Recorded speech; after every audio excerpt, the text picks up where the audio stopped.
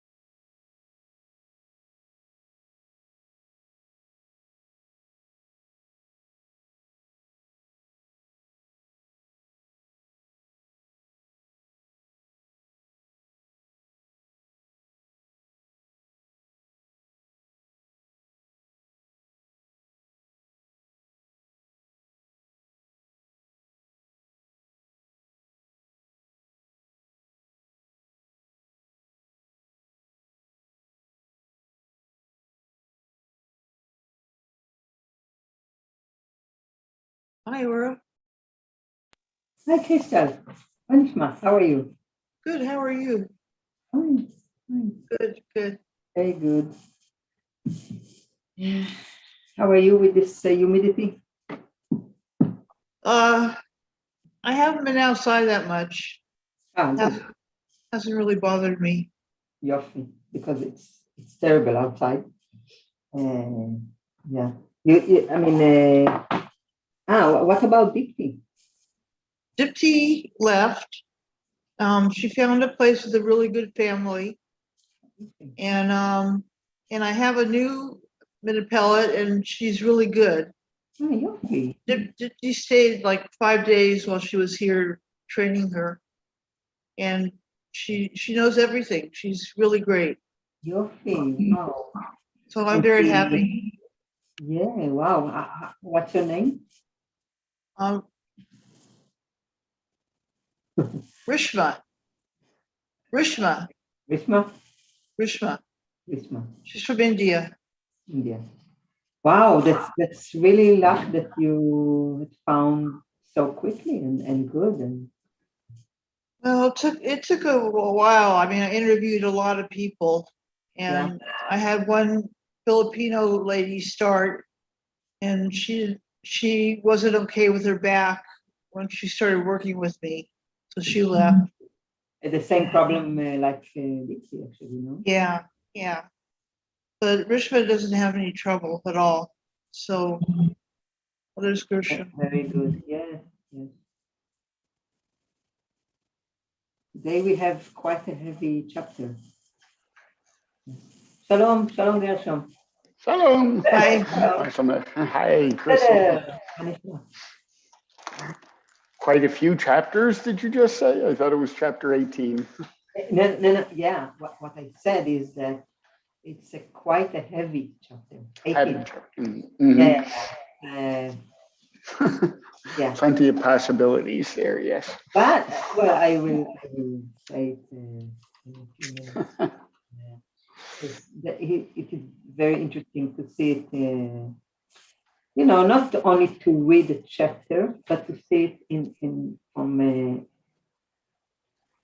upper view. Rosh Gadol. ראש גדול, או in Hebrew we would say ממעוף ציפור, from bird view. Yeah.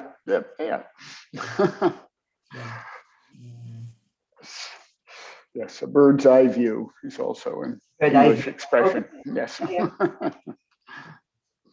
That's good. Now it's summer going. Oh, yeah. For sure. The Mazgan is getting a good workout.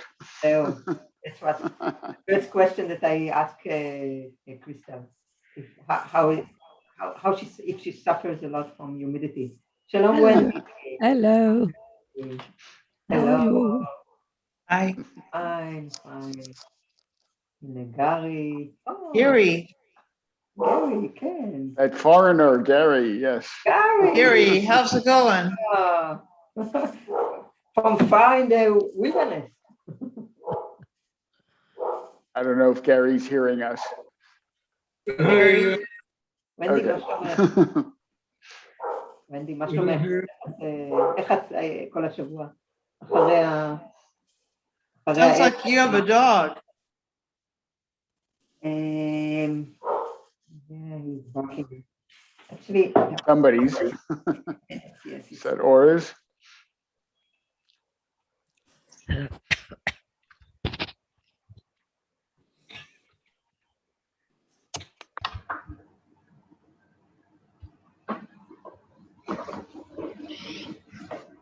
Gary, how is it down there? Hi. Beautiful. Good. The difference at night between Haifa weather-wise is it's night and day, the difference. It's always autumn at night here. It's beautiful. Nice. שלום אדינה, שלום גרי. Hello, Hello, Adina. You settling into your community there, Gary? Yeah, Gary. Starting to do that. Are there people? Did you get Elisha's poems also? Yes. Okay. I hadn't time 5,000. to work it out, but I will send. We will. Okay. I will work it about it. Because they gave them to me at different times. So I sent Elisha's when she gave them to me, and then when Tova gave me hers, then I sent those. Okay. Okay. Adina, I was going to say that if they would like to come to a Voices meeting, they're very welcome if they write poetry. Well, if you send the information, I'll send it and to you. And I'll give them the information. Tova just actually wrote, I think it was 7 poems that she had to do for a class, and they were all from the point of view of different women in the Torah. Yes. There was very, very interesting poetry. From the point of view of Dinah, from the point of view of Hagar, from the point of view of Sarah, from the point of view of Rachel, Leah, and Tamar, and they were. That was her project for her class, that she just actually wrote all those poems 7 poems on Sunday. Just Great. say to the others, we had last week on last Thursday, מעגל נשים with Wendy, who is a poet, and we talked about poetry, and people read their poems or poems that they love, and it was very nice. So yeah. Shalom, Jeannie. How are you? Good, Yes. thanks, yeah. Katrina, can you hear us? I can hear you. Adina, yes, and Katrina? Because I see the black box, but I don't see. Oh, yeah. Okay. I think we can start. Time to mute. Time to mute, yes, and I will, and time to share also. Well,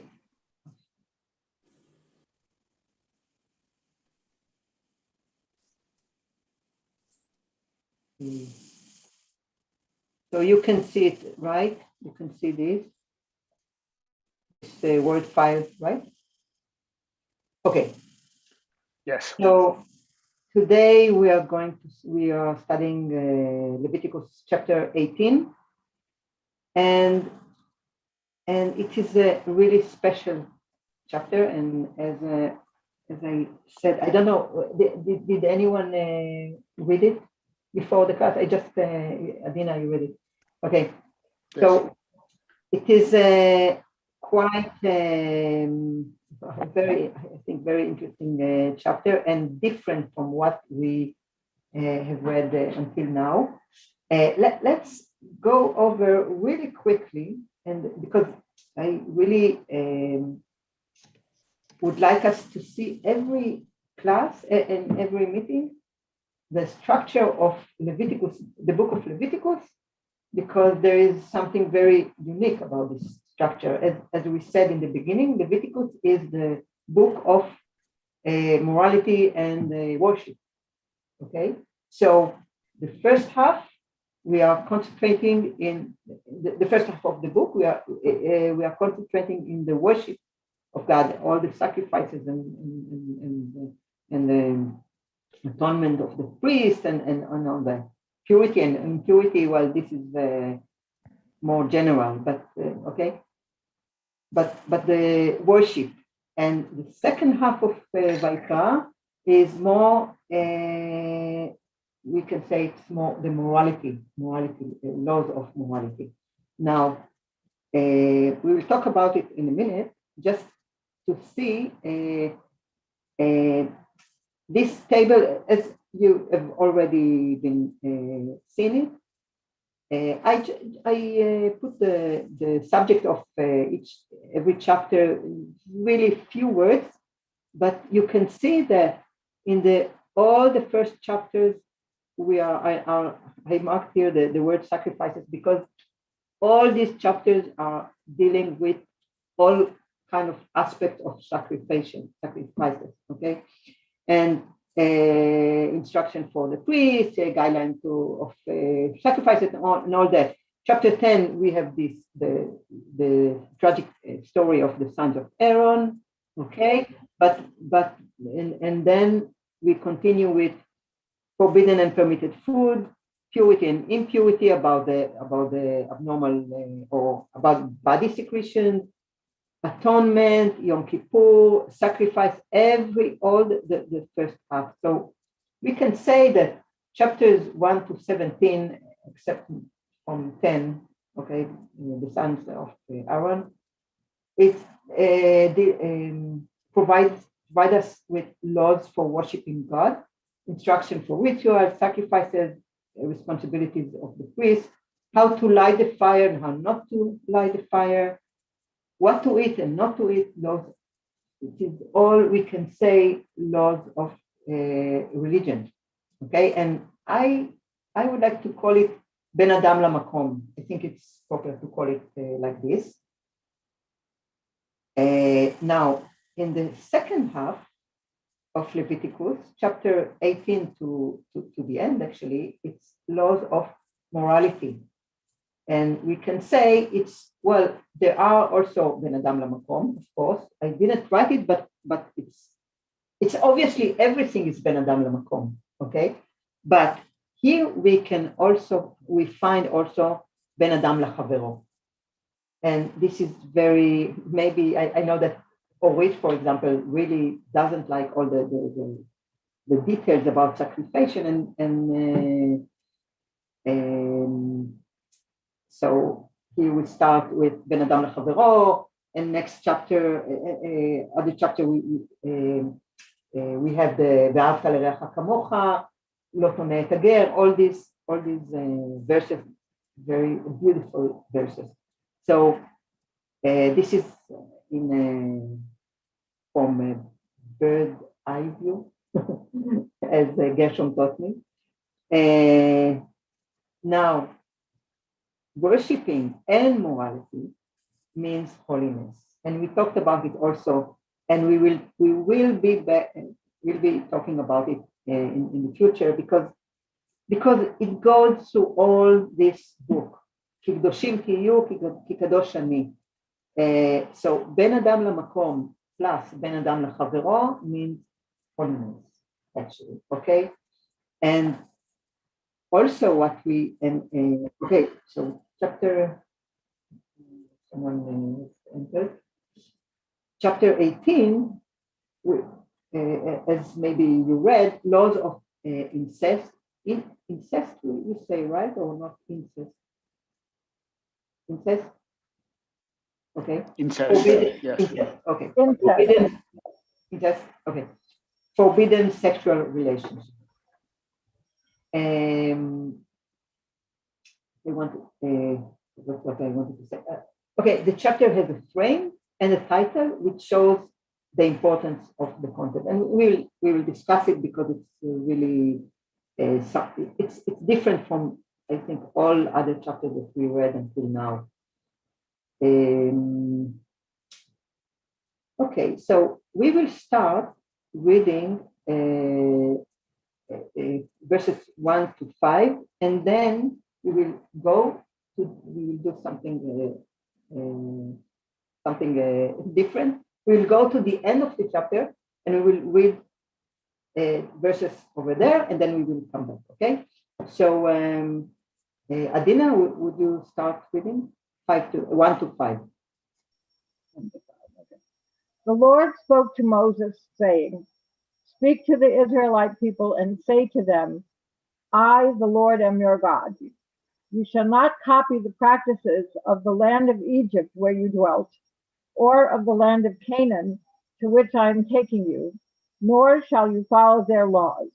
My rules alone shall you observe, and faithfully follow my laws. I, the Lord, am your God. You shall keep my laws and my rules, by the pursuit of which man shall live. I am the Lord." Okay, thank you. And I've noticed that in your translation you have the word laws and the word rules, right? And the word rules. rule. Rule, R-U-L-E, right? I'm sure. Yes. Well, verse Yes, 5 my says rules, laws yes. and rules. Yeah, verse 5, and also because in my translation, what I found is ordinances. ordinances and statutes. Right. Well, this is I'm reading the Jewish Publication Society translation. Okay. No, it just in Hebrew something important to emphasize. We have mishpatai v'chukotai. Yeah. Mishpatai is in the meaning of laws, of course. Yes, not sentences, but laws. And chukotai also are laws or rules, but mishpatai v'chukotai, we will discuss this later on. Okay, so another, Gary. Just for grants, I have my decrees and my laws. Decrees and yeah. So some of these are more terms that a lawyer would use in current day, and rules is just sort of things you do. Of course, I usually tell newcomers who are learning Hebrew that while we translate chok as law, that it's actually more of a suggestion here. So, more sort of guidelines. Wait! I didn't get you. I was just joking. It's in Israel, okay. Law is more of a suggestion. A recommendation. I see. Yes. In my Hertz translation, it says my statutes and my ordinances. The statutes. That's another translation. Okay, so in any case, it's all kinds of not so different, I think, of meaning of laws. Is there a big difference between all the words in English that you just said? The meaning of rule or law or ordinance? I mean, maybe there are nuances, but they are all. The famous American TV shows are all LA Law and Order. So I don't know what it is. No. Yeah. Just a question, or so in the Hebrew use of mishpat or mishpate, isn't that more of a judgment than an actual law? Or? Yeah, you're right. You're right. Today we will use it as a judgment, bet mishpat, or like a trial. But when you say in the Bible mishpat tzedek, it's the law. It's really connected to the rule. Or I think that when it's written chok, it's about laws that they have no logical reasons. It's a chok, and let's do it. Yeah. So you go into פרה אדומה, פרשת חוקותיי, זאת חוקת פרשת חוקת, זאת חוקת פרשת פרה אדומה. There's something that have no logical reasons. Yeah. That's got the order. And משפטי have a reason. So I can confirm that I once heard that mishpatim or reasonable laws that you can understand, and hukim or not reasonable laws. For example, why can't you mix wool and linen together in clothing? Yes. So there is no reason for it, but okay, that's a hukim. And mishpatim is a law that makes sense. You can't have sex with your mother, with your daughter, and so on. But hukim can become mishpatim. It says in the Hertz, in the commentary in the Hertz, it says here judgments are laws dictated by the moral sense, like the prohibition of theft. Statutes are distinctive precepts addressed to the Israelite, like the prohibition of swine's flesh. Yeah. So that's a distinction that Hertz was making here. Yeah. So with all what Yossi and Shlomo said are distinctions that we will talk about it later when actually the sages and Rambam and Ramban and others, many commentators deal with this nuance, what is mishpatim and what is hukim, and we will and it's quite like what you said, Yossi and Shlomo, that with reason or with logical thought and just law. And about regarding what Adina said, actually all this regard the children of Israel. And also look, and this brings me to the next subject. Look at verse number 3. It emphasizes the whole idea of the religious laws of the children of Israel, to distinguish from others, to be distinguished from other people. And what we can see here, that apparently, according to the text, in Egypt they did it, and in Canaan they did it. So if we can just I did it here a very simple scheme, that the children of Israel are in the desert and they went out from a place to another place, but everywhere they people are doing the things that we are going to read that are very, very forbidden. So, and actually, what is said in chapter, it's not here, but it is said, and I'm reading about Eretz Canaan, and after the doing of the land of Canaan, okay, so this, in other places in the Bible, it is written that this is why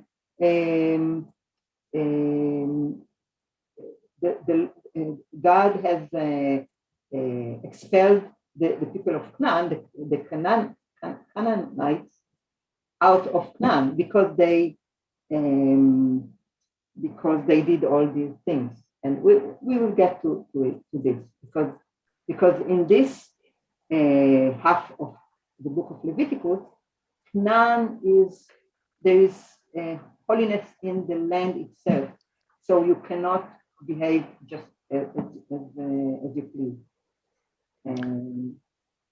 So this is actually, if I may add a comment, something that we used to think of as just something that happens with our children, but happens many times with adults.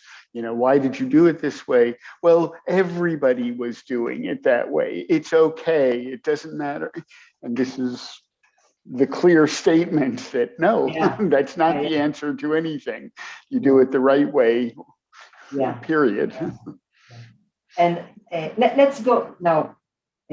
As I said in the beginning, this is an entrance to the chapter, to the content, and but look how it is. What do you think of the atmosphere of these verses? I mean, look at 4 and 5. It's approximately the same content. את משפטיי תעשו ואת חוקותיי תשמרו, and later ושמרתם את חוקותיי ואת משפטיי.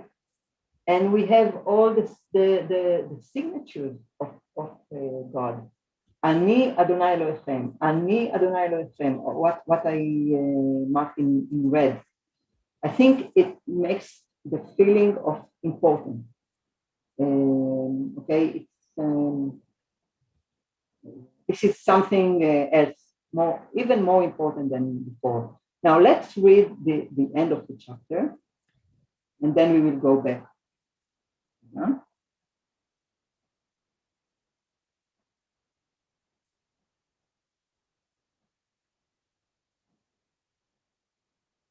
Yes. So this is Gershom, can you read it? This is the second part of the frame of the chapter, okay?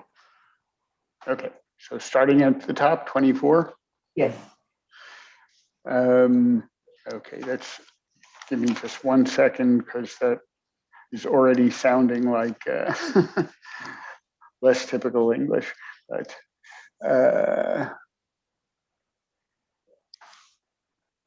oh, sorry, wrong chapter. Okay, I'll read first. Defile not ye yourselves in any of these things, for in all these the nations are defiled, which I cast out from before you. And the land was defiled, therefore I did visit the iniquity thereof upon it, and the land vomited out her inhabitants. Ye therefore shall keep my statutes and mine ordinances, and shall not do any of these abominations, neither the homeborn nor the stranger that sojourneth among you. For all these abominations have the men of the land done that were before you, and the land is defiled, that the land vomit not you out also when ye defile it, as it vomited out the nation that was before you. For whosoever shall do any of these abominations, even the souls that do them shall be cut off from among their people. Therefore shall ye keep my charge, that ye do not any of these abominable customs which were done before you, and that ye defile not yourselves herein. I am the Lord your God. This is again the like a signature.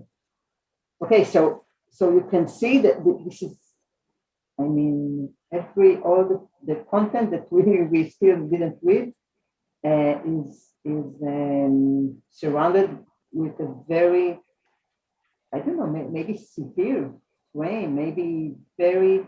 Look how many times it is repeated, the thing of not ushmartem here in 26 and 27 and well, this is the second part, is like to warn the children of Israel what not to do, otherwise da, da, da, da, da. And we can see that it's like Israel, the land of Israel, has a stomachache if people behave not right, not in the right way, and they will be expelled from it.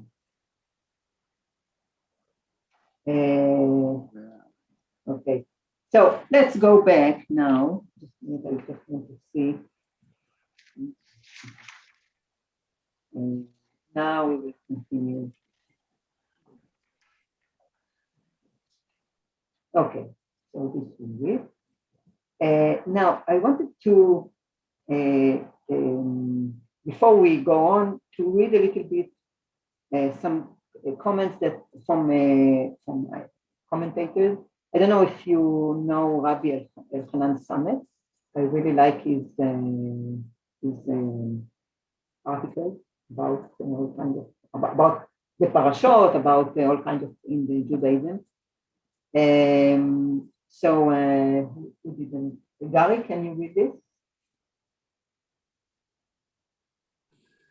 The rhetorical framework gives the law of incest historioscopic importance.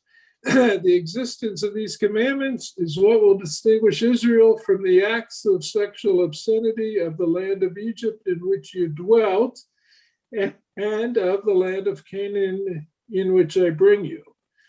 And in accepting and observing the laws of incest, therefore, the historical process will be justified in two parts: the exodus from Egypt and the conquest of the land of Canaan. On the other hand, the concluding speech warns that non-compliance with the laws of incest will defile the land to which the children of Israel are brought and cause the land to vomit Israel, just as it vomited the Canaanites who had sat there before them and defiled it. So, now, there's something else from Nechama Leibovich, which I found very beautiful, very interesting and beautiful, about the atmosphere of these verses. Shlomo, would you like to read? Yes, okay. Okay. The late Nechama Leibovich devoted a long study to the detailed analysis of the introductory speech.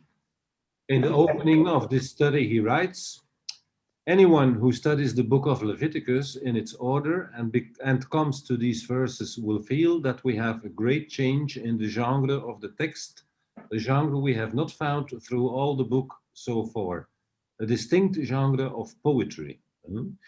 At the end of the study, she writes, "We have extended very carefully the 5 verses that stand as an introduction to the section of incest. There are verses that we feel like they are in the focus, and all the rays of the Torah will be collected in them. And from our part, we will feel the flame, unlike anywhere else in the Torah. The speech concluding the section also deserves careful analysis on its own part, both on the part of its linguistic and realistic connection to incest laws displayed before it, and on the part of its connection to the opening speech." Sharon, לא ראיתי אותה. Shalom. Okay, so she talks about the atmosphere of these verses, and so I think it makes us think that the content is really, really important, and not to be, not to misunderstand it or in any way, and there are other signs for this.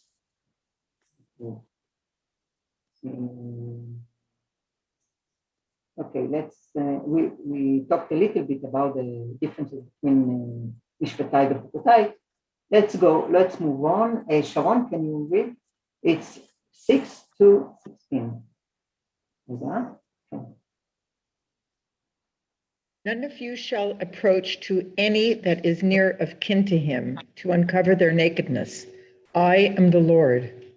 The nakedness of thy father and the nakedness of thy mother shalt thou not uncover. She is thy mother, thou shalt not uncover her nakedness. The nakedness of thy father's wife shalt thou not uncover. It is thy father's nakedness. The nakedness of thy sister, the daughter of thy father, or the daughter of thy mother, whether born at home or born abroad, even in their nakedness, thou shalt not uncover. The nakedness of thy son's daughter, or of thy daughter's daughter, even their nakedness thou shalt not uncover, for theirs is thine own nakedness. The nakedness of thy father's wife's daughter. I'm confused now. Yeah, it's here. I will, yeah. You're moving things, so I'm not. Okay, the nakedness of thy father's wife's daughter, begotten of thy father, she is thy sister.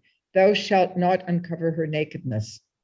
Thou shalt not uncover the nakedness of thy father's sister. She is thy father's near kinswoman. Thou shalt not uncover the nakedness of thy mother's sister, for she is thy mother's near kinswoman. Thou shalt not uncover the nakedness of thy father's brother.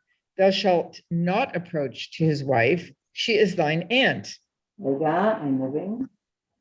Thou shalt not uncover the nakedness of thy daughter-in-law. She is thy son's wife. Thou shalt not uncover her nakedness. Thou shalt not uncover the nakedness of thy brother's wife. It is thy brother's nakedness. Thank you. Okay, so why I marked this verse in red, because this verse is like a title for all the section that Sharon just read.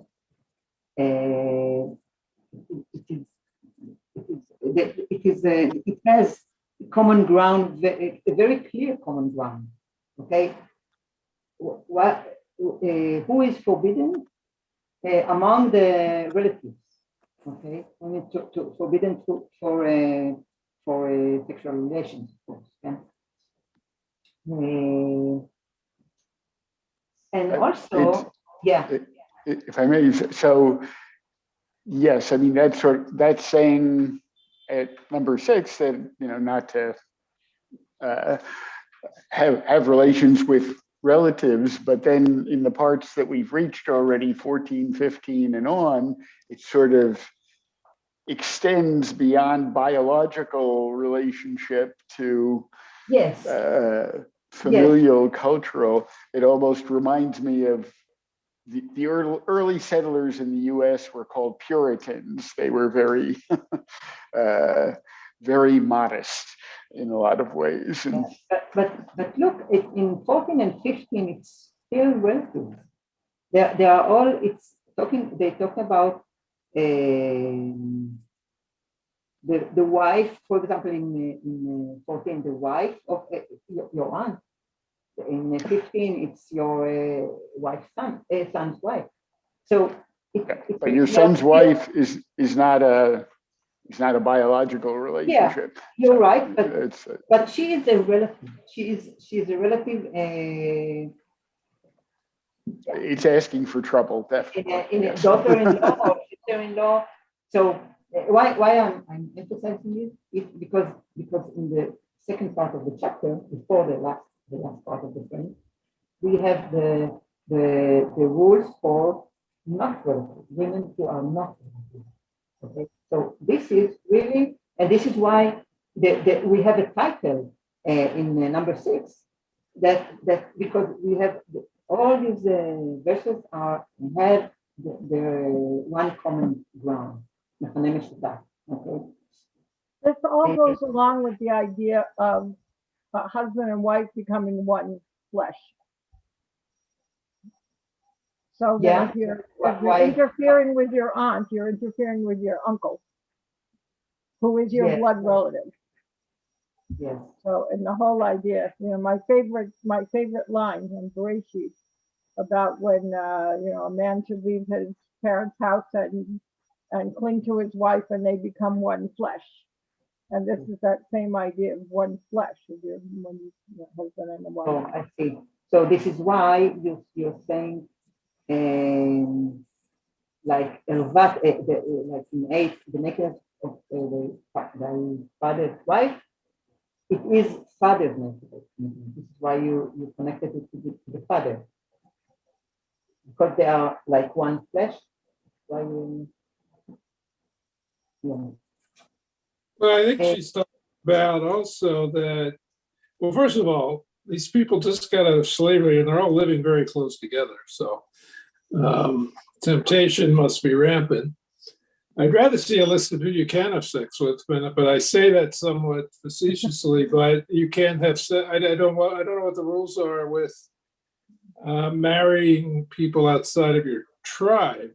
So it seems to be a very narrow options you can have for who you're going to be with, and then to reproduce, which I think is what the main goal is. We're building this nation, and we have to populate the nation. You see, I didn't. They don't. I got you. These are. It's too narrow. I didn't understand. Well, what I was saying is, you can't. I understand why you wouldn't want to have sex with all these people, but who could you be with, whether through marriage or otherwise? Because I want to know other rules. I don't know the other rules about can you marry outside of your tribe, et cetera, et cetera. So it seems to be a very narrow. No possibilities. No, I think. Yeah. They don't rule out cousins. They don't say the child of your uncle. They don't rule, and as we know, it was very common until now in even today. Yes. In the arts, it's very common to marry. Well, you have to. It would make one think, because of the story of the daughters of what was his name?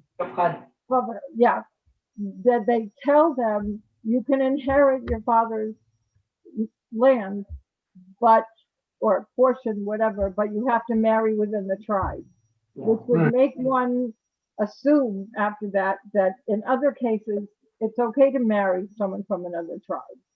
Yes. If they're particularly saying to these young women, if you can have the portions, but you have to keep it in the tribe. Right. Yeah, but this is, you're absolutely right. And this is connected to the rule of land, not to so the land that was promised to the specific tribe stay within the tribe. But we are not talking about about the tribe. And Gary, I also think that I don't remember that there is any rule that forbidden to marry outside the tribe, and we know that there are many cases of this. Okay. Yeah, there are many cases. Okay, so now look also the structure. So why? I mean, it's 10 verses without the title. Okay, that really there is a repeat itself over and over again. This and this, the nakedness of this and this, you will not lo tegale ervatcha. The nakedness of this and this. Every verse. Why do we need this detail? And if I just want to remind you, we have also, just like this, in the chapter that we read about the food that is forbidden and not forbidden. But this is really, it's like very rigid structure of the verse also, and very detailed. Okay. Well, can't you say, okay, all the close relatives or the woman that lives in your home, or why do we need such details?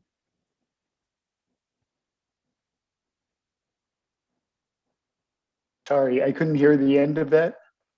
Ah, What was the question? I want to emphasize about the fact that the text details so much this issue, so much, and details every woman in every position, in every relativeness to the man. Okay, so I think, like we saw in the Bible a few times before, that when it is like this, it's to emphasize the importance, not to have the possibility to say, oh, I didn't understand that she's forbidden to me. Not to have misunderstandings, not to have any. Every person is listed. Every person forbidden is listed here. Okay. I assume before this list, no one took the time to make the list. Just, Who could even read it? Huh? no, I mean, before this list came out, Yeah. presumably at the Mount Sinai, no, whoever wrote anything down, was this ever written down in any of the other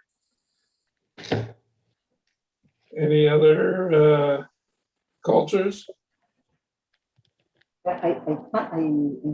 Maybe I don't feel very The well. list of prohibitions on who you can uncover their nakedness, is it written in any other cultures? Was this the first time? Oh, now in the Bible? Yeah. I think yes. Yes. The other cultures are in the area weren't doing it, was the point of the beginning of this. They were allowing all this stuff. Well, I'm not sure they were allowing, but it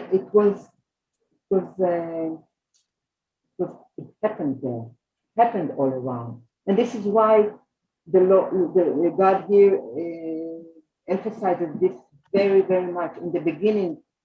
This, what I'm going to say, had been happening in Egypt and in Canaan. You will not do it.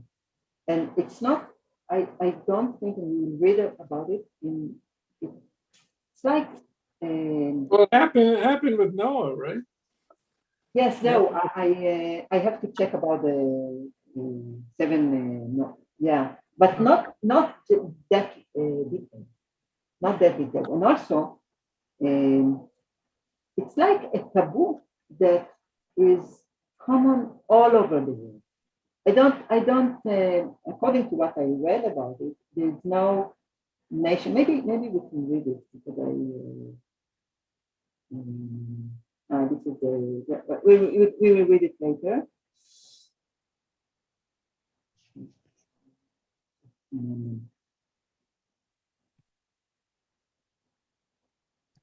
Okay, we will read it when we get to it, but it was like really a taboo that all over the place, but taboo or not, people do it. And unfortunately, as we know, people are doing it until today. Okay.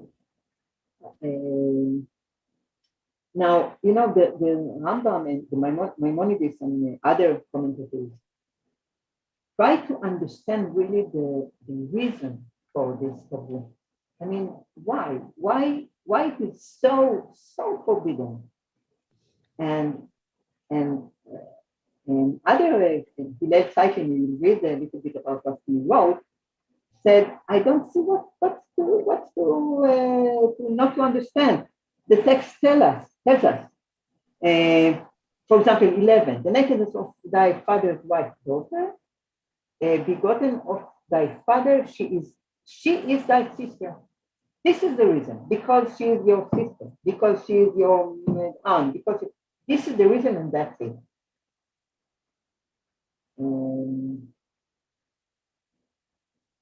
Anyone want to comment? Okay.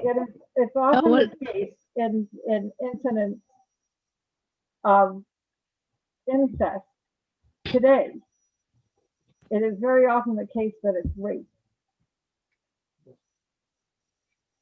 And we see that also with Yehuda, not Yehuda, what the other one, the children of David. That what I can't remember their names. There's a street down the street from here where he goes and he rapes his half sister, and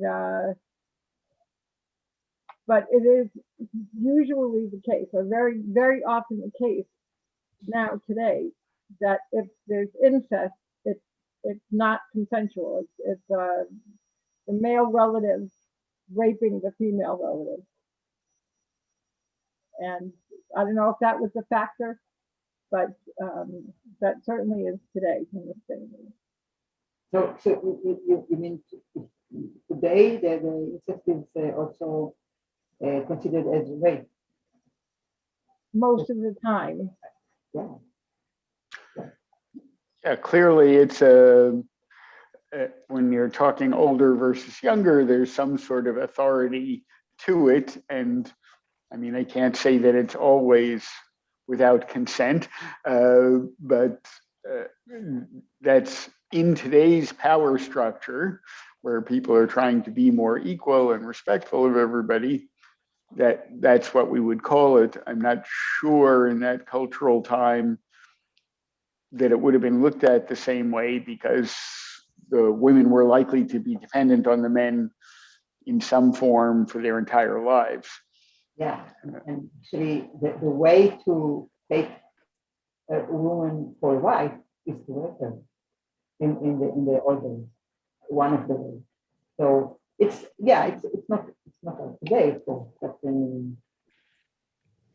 And I think maybe for me, looking at it in a broader way, because it seems to me that human life in general on this planet, the most important drive in animals and plants is procreation, because for the species to continue, that has to be. And so that's a very strong human drive for men in particular, because I think they're built that way, but also women.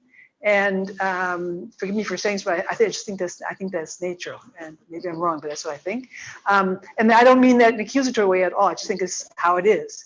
And here it's saying that in other cultures, that relationship, physical sexual relationship that drive to procreate was used in all kinds. It found all kinds of different forms within and within the family, with outside the family, and it, because it's so emotionally charged, often can be very destructive to the culture and to the society and to the family structure. And so, therefore, it's really simply inadmissible, because it will destroy the culture that it's a function of. And so, therefore, I mean, I don't mean to say that you can talk other moral grounds as well, of course. I'm not saying that there aren't other grounds for it to be not acceptable. But nonetheless, I think that that's the major reason. And I think this was a way for the Israelites to become a culture and a nation that could function as a society that was coherent and respectful of its other members in some way that was basic to survival. You're right. This is part of being a nation with a culture, with something that distinguishes them from other nations, and and I think that these are part of the basic moral code. How to I mean, this is really basic of morality. Right. And I think in other cultures too, weren't there temple prostitutes and all? Isn't that part of the whole culture? And I mean, it doesn't mean to say that that's not the same as your family, but they could be part of your family too. I don't know. It's a whole different way of structuring, looking at the world and structuring it so it's wholesome and functional for a family to develop in. Yeah, yeah. You know, Rabbi Elchanan Samet that we read in minute talked about the holiness of family, the establishment of healthy family. I think it's connected to what it said. Okay, so let's continue. We little bit go into the what we talked in the beginning about the nuances between ordinance and statutes. Wendy, can you read it? From where? Here. Oh, according to the sages, they are ordinances. Sorry. The question is, incest prohibitions, what are they? Ordinances or? Oh, okay, or statutes. If they hadn't been written, they should have been written. And these are idolatry and incest and bloodshed and robbery and the blessing of God. Blessing of God, of course, it's the opposite. It's not the blessing of God, it's the curse, it's the name of God. Okay, in Hebrew we would say Lashon Sagi Nahor. It's the opposite. So these are all this group of subjects. They are ordinances according to Chazal. Okay. Now, and this is from Braita. Now, according to the Ramban and Maimonides, there are. Can you continue, please? Yes. Okay, quick. I have a quick question. I don't have. What's the translation for from Hebrew to ordinances and for statutes? So I know which word we're actually talking about. Yeah.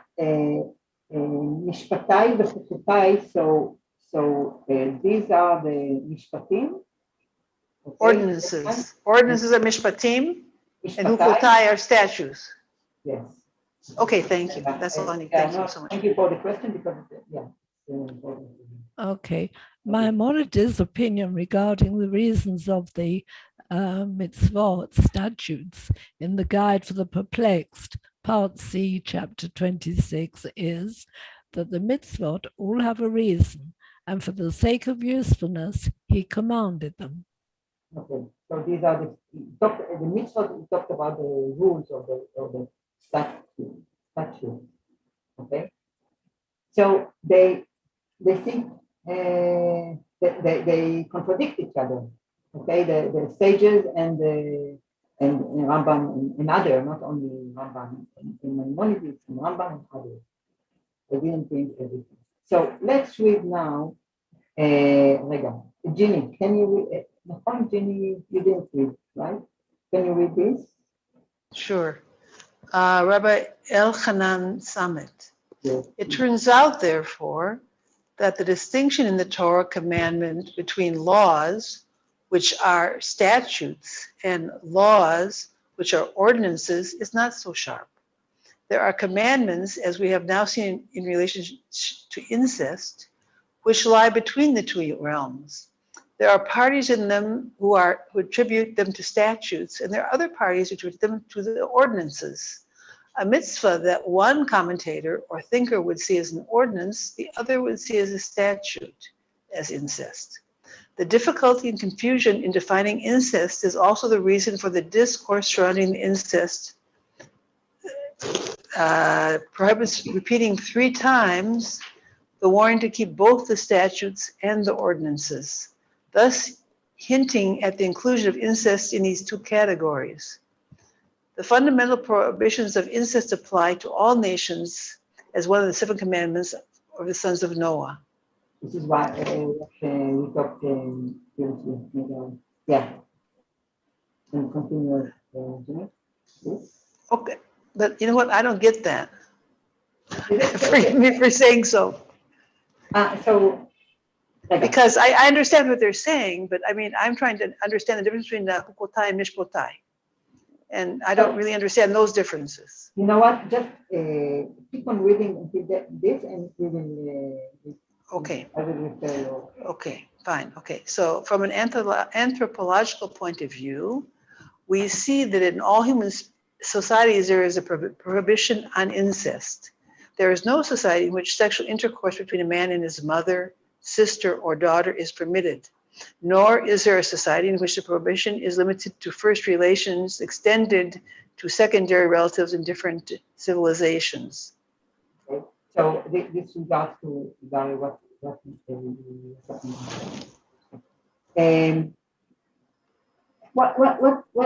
he's saying here. He's saying that we don't know exactly. We can consider the incest as statute or ordinances, but it's not so clear. And also in the text it says mishpetai v'chukotai. Mishpetai v'chukotai. It's always it brings both words. So what can it mean for us? If we say, let's see the text. Hang on. So wait. So the difference between mishpat, mishpotai, and Chukotai?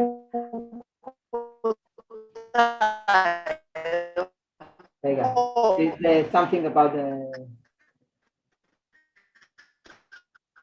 hok is the law that is from a judgment, a court of law or something. I'm not sure that's what we thought. Right? Wrong? I'm asking. Yeah, can you repeat, because there was a connection not stable. Can you repeat your question? Ginny, can you repeat your question? Yes, I'm trying to figure out what's the difference between a chotai or a hok and a mishpat or mishpotai. Yeah. So what's the difference between mishpat and hok?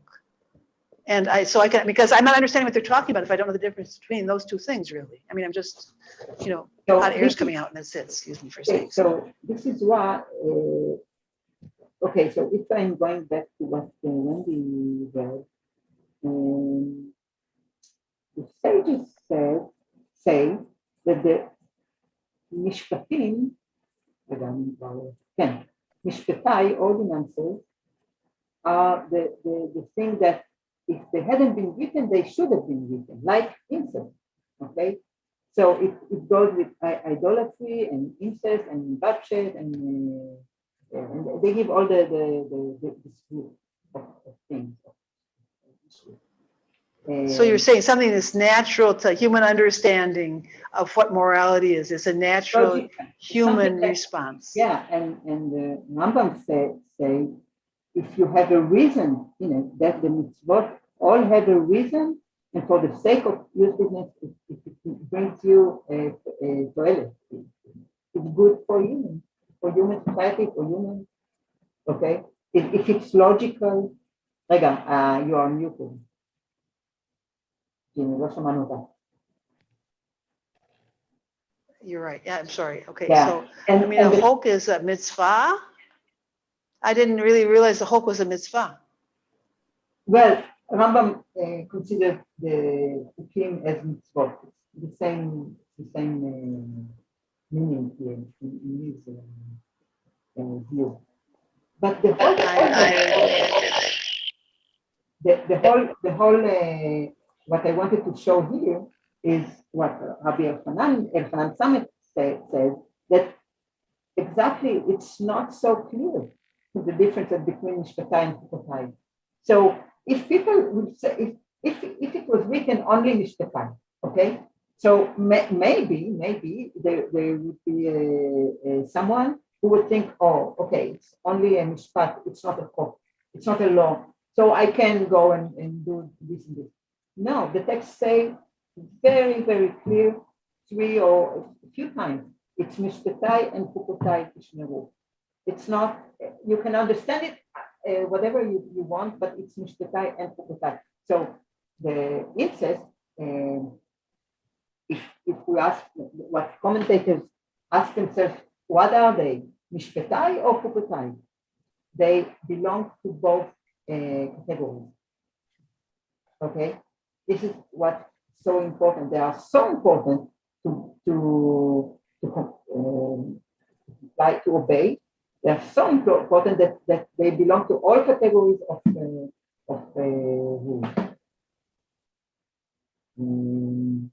Okay, let's move on to number 17 now.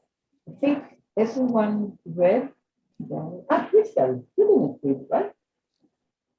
I think you didn't read. Okay, So if you can read 17. to 23, yes. Thou shalt not uncover the nakedness of a woman and her daughter. Thou shalt not take her son's daughter or her daughter's daughter to uncover her nakedness. They are near kinswomen. It is lewdness. And thou shalt, 18, and thou shalt not take a woman to her sister to be a rival to her, to uncover her nakedness, besides the other in her lifetime. 19, and thou shalt not approach unto a woman to uncover her nakedness, as long as she is impure by her uncleanliness. And 20, and thou shalt not lie carnally with thy neighbor's wife to defile thyself with her.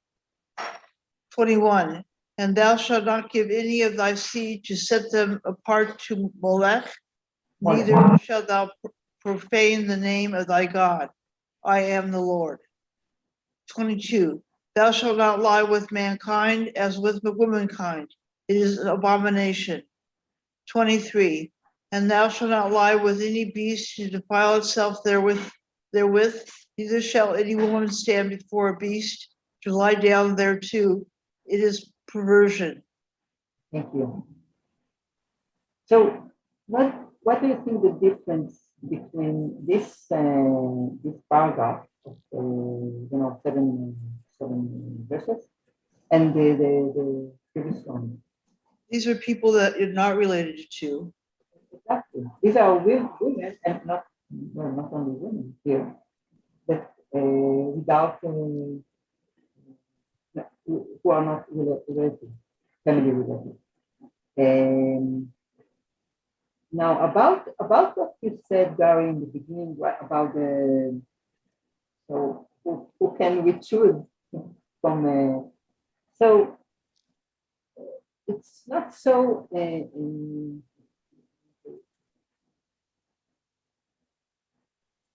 So here, for example, if someone takes a woman for a wife, he cannot take also her daughter. It's not. This is, I think, talks about not to abuse women. It's not so free. All the you can take the mother, the daughter, the granddaughter. No, it's not. It's not even you take one, and also what I read also in Summit in another book, that it is anti-polygamy. This is how I say on the polygamy. Polygamy. Yeah, polygamy. So of course we know that there was polygamy. Of course we know it, but still, it's like to train or to educate or to put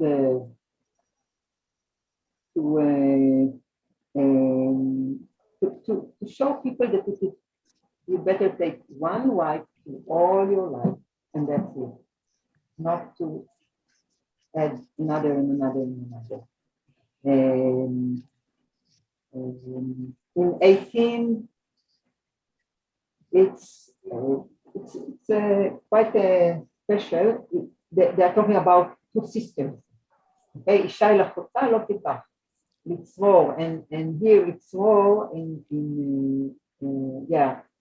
the translation is talks about to be a rival to her. But we know that they want that the sister will stay friends, good friends, and not to be wives for the same man. And of course, we know a very common, a well-known example for that, right? Jacob and his two wives, Rachel and Leah. But even today, it's a grey area because a man can refuse to give a get to his wife and he can take another woman and have children, and it's recognized and they're not mamzerim, whereas a woman can't do that. But a man can still. And she's aguna and she can't Yes, go yeah. And it's happened in many cases that the man has just left the wife, taken another wife, had children, and But you talk, it's not her sister. It's a different. It's just polygamy. It's just yes, some kind of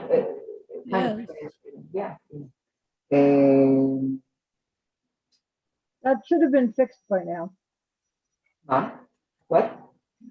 That should have been fixed by now. This is something that does not exist anymore. Yeah. Let me see something that maybe. Let's read this. Adina, can you read it? The prohibition of wife to sister is the only prohibition of incest which, although due to kinship, is abolished with the death of the person who was his cause, with the death of the wife of the man imprisoned in it. Admittedly, there are few other temporary incest prohibitions. The prohibition of a nidah woman, which is repealed, after the woman's purity, and the prohibition of a man's wife, which is revoked upon her divorce or upon the death of the husband. But these two prohibitions are not due to family closeness. Yeah, so it's very interesting to distinguish here between the different cases. Okay, so if the wife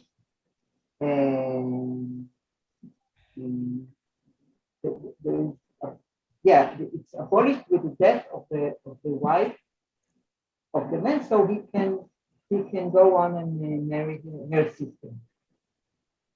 So what he cannot do when he, for example, he cannot. They're forbidden for incest with his aunt, for example, it's forever. Not okay.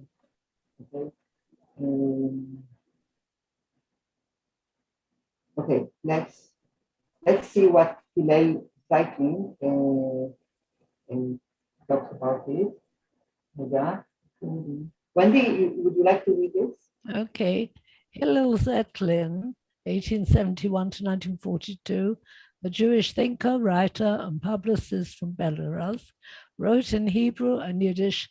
He was murdered in the Holocaust. After every woman who is forbidden to a man, the Torah elucidates in fairly clear language the meaning of the prohibition. Because she is your sister, she is the kin of your father, etc.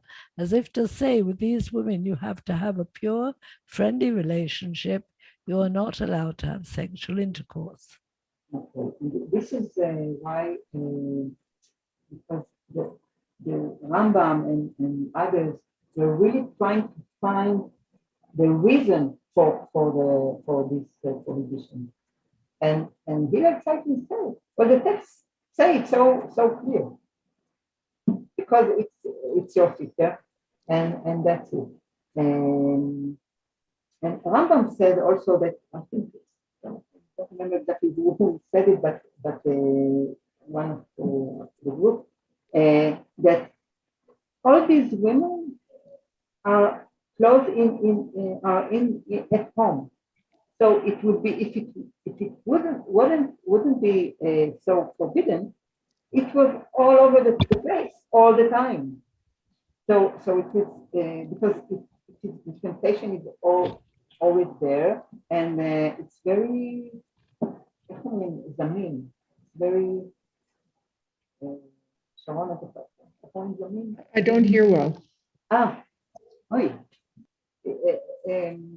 Did you say tamin? Zamin. Oh, current. Yeah, it's very here and very easy to get. Okay. Okay.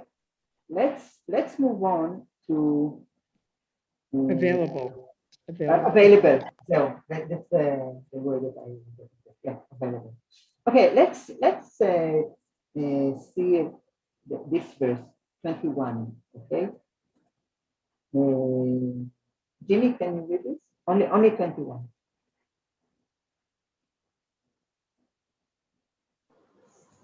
Did you ask me? Yeah. Oh, okay, I'm sorry, okay. And thou shalt not give any of thy seed to set them apart to Malach, neither shalt thou profanest the name of thy God. I am the Lord. Yeah. So this is something a little bit different. Okay, you know what's Molech? Molech is some kind of it's actually. I'm not sure what Molech is, but I understand that this verse refers to child sacrifice. Yes. Exactly. And that what if the instruction is that we do not sacrifice our children. Exactly. I mean, it's kind of idolatry that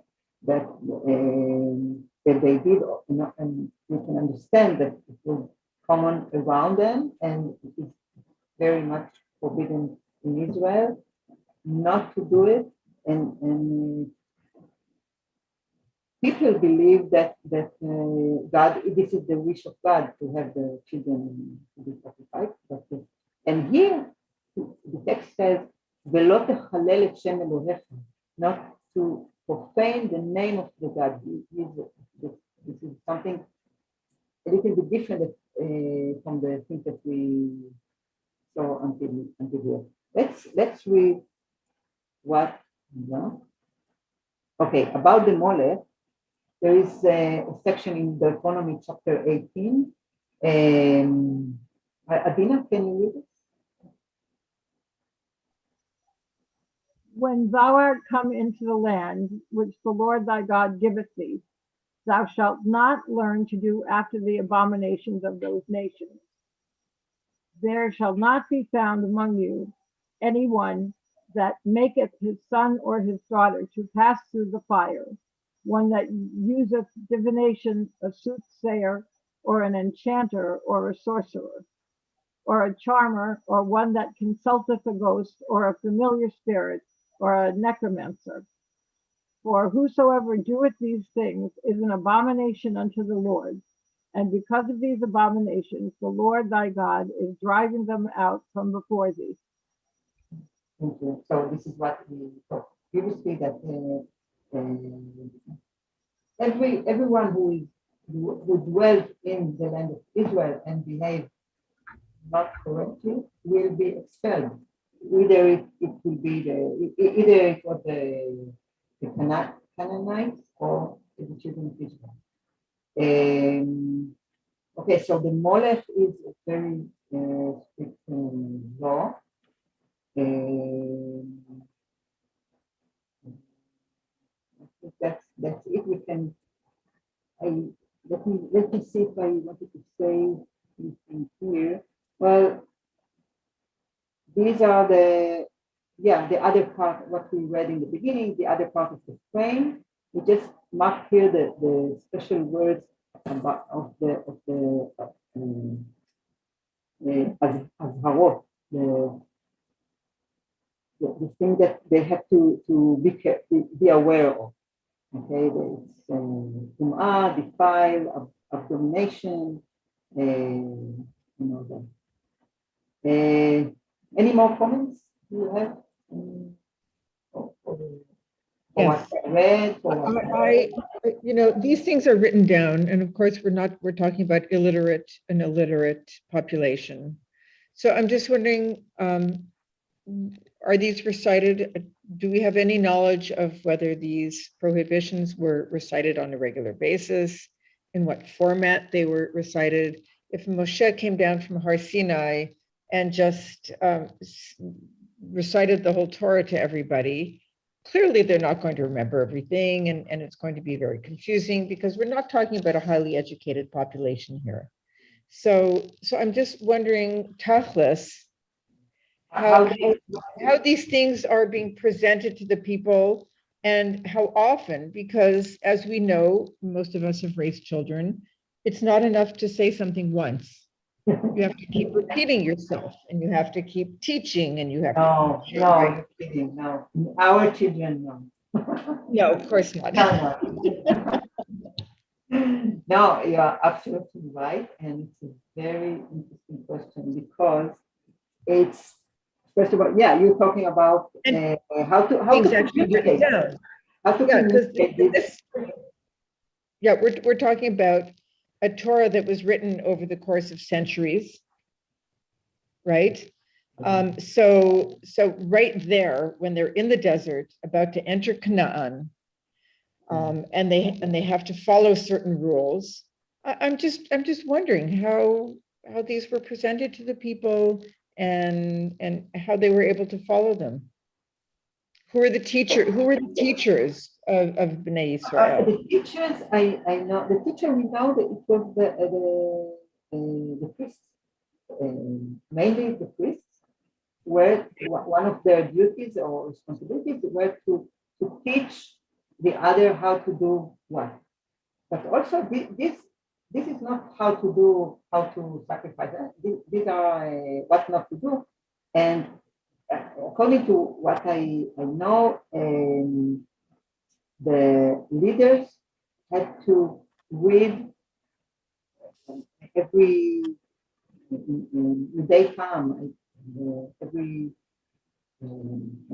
time, or read the laws, and I think I assume that they were. We know that they were kind of like police. We know that the There's also the story where Moses, maybe his father-in-law or something, told him to delegate. So they had a lot more people that knew the laws and people could get them questions. Yeah, he had like a structure of leaders, or not exactly policemen, but that had to judge, had to solve all kinds of problems. So I assume, and the Torah doesn't tell us this, but we can assume that they were they had to tell people what to do. But I know that in the time of Ezra and Nehemiah, Ezra and Nehemiah used to read the Torah to the people. I imagine that this is one of the reasons why they spent 40 years in the desert, not just because, they got lost or something, but they needed to be prepared and they needed to be taught. Yeah. And there are a lot of complicated rules and regulations, and a moral ethic that had to be internalized by these people. Yeah. And that doesn't just take a few months, but it could. And because the people were not literate, they had to be told over and over on a regular basis. Yeah. I would guess. And they most of the people. Do we know every law of the land we live in, even now? No, but we can look everything up. Right. That I agree with. Yeah. No, but you are absolutely right. How to communicate this? How to I was just looking ahead into, in Parshat Shoftim. Shoftim. And he says, you shall appoint magistrates and officials for your tribes and all the settlements that the Lord your God has given you, and they shall govern the people with due justice. So these are like the arbiters of the law, the people who know the law, who can tell the general population. Yeah, I think Leviticus tells us the laws and shows us what is our target. This is our aim, not to behave, not to do this, to do other things, not to do this. And it doesn't tell us this in Leviticus, how it all was communicated to how it was taught. But this is by 5. This is the Lord book. But this is the difference between the logical rules and the not logical ones, because the logical ones, we know for ourselves what is right and what is wrong. Yeah. We have a conscience, we have a moral, we have our values. Yeah. And whatever period of history, I'm sure people had certain morals that you don't have sex with a donkey and etc. Yeah. But it's the ones that are not so logical that we have to learn about. I mean, some of the kashrut laws, some of the laws of sacrifice, also about the linen and the wool, these are things that really don't seem to be very logical. And that we all have to learn. But I think a lot of the things are of a moral nature. Yes.